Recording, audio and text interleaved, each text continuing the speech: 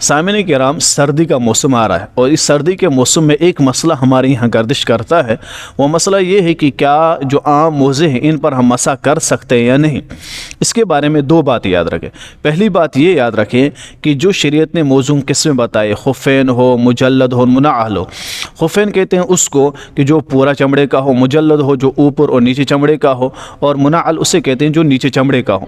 یہ تین موزے جن پر انسان مسح کر سکتا ہے، لیکن شریعت نے تین شرائط بیان کی۔ پہلی شرط یہ کہ وہ اتنا موٹا ہو موزہ، یعنی جو بھی آپ استعمال کریں گے جس پر آپ مسح کرنا چاہتے ہیں اس کے لیے شریعت نے تین شرطیں۔ پہلا کہ وہ اتنا موٹا ہو کہ اس میں پانی نہ جائے، اور جو عام موزے ہوتے ہیں ان میں پانی جاتا ہے۔ دوسرا یہ کہ 3 میل تک آپ اس کو لگا کر چلیں گے بنا جوتے چپل کے، وہ پھٹنا نہیں چاہیے۔ اور نمبر 3 اتنا موٹا اور سخت ہو کہ وہ خود بخود پاؤں میں کھڑا ہوتا ہو۔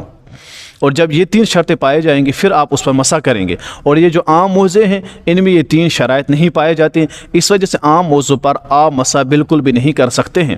اس وجہ اگر آپ نے وضو کیا، نہ آپ کا وضو ہوگا نہ نماز ہوگی۔ جب وضو ہی نہیں ہوا تو نماز کہاں ہوگی؟ یہ جو لوگ کہتے ہیں جائز ہے، وہ لوگوں کی نمازیں بھی خراب کرتے ہیں اور اپنا بھی خراب کرتے ہیں، اپنی آخرت بھی اور اپنی قبر بھی وہ خراب کرتے ہیں۔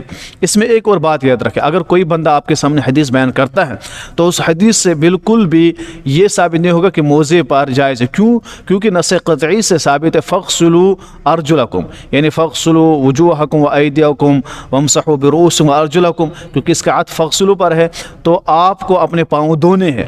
جب پاؤں دھونے کا حکم ہے تو اس کے مقابلے میں کوئی حدیث آ ہی نہیں سکتی، لیکن چونکہ مسح علی الخفین اس کی حدیث تواتر کو پہنچ جاتی ہے، اس وجہ سے محدث و فقہا کہتے ہیں کہ جائز ہے کہ انسان مسح کر سکتا ہے، اور اس کے لیے یہی ہے کہ جو تواتر سے ثابت ہو۔